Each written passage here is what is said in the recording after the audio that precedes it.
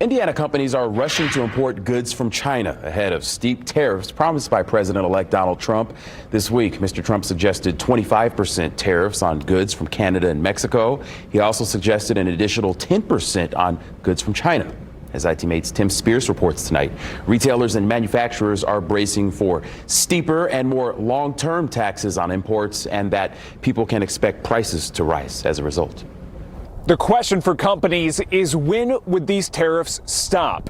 Westfield Outdoors, which imports goods from China to its facilities here in Whitestown, says it's already preparing for 60% tariffs on Chinese goods that Donald Trump promised on the campaign trail. While we're all excited for the hopeful improvement of the economy that's going to come with this administration, the tariffs are pretty scary.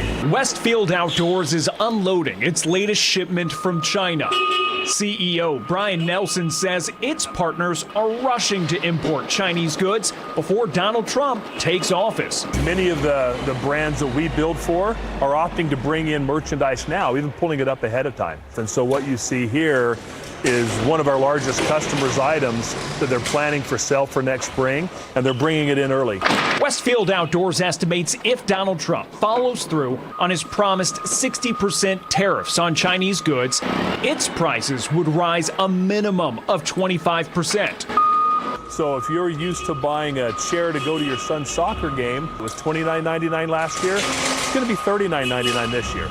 You're probably still going to buy it, but if everything goes up that much, your disposable income is going to be lower. China is Indiana's third largest import partner, supplying about $8 billion worth of goods last year, and makes up 80 to 90% of imports for Westfield Outdoors, which says many products can't be reliably sourced from U.S. companies. You know, the manufacturing that used to be here, mid-century is gone. Nelson says while retailers can raise prices to handle the cost of tariffs, any drop in sales will directly impact U.S. manufacturing.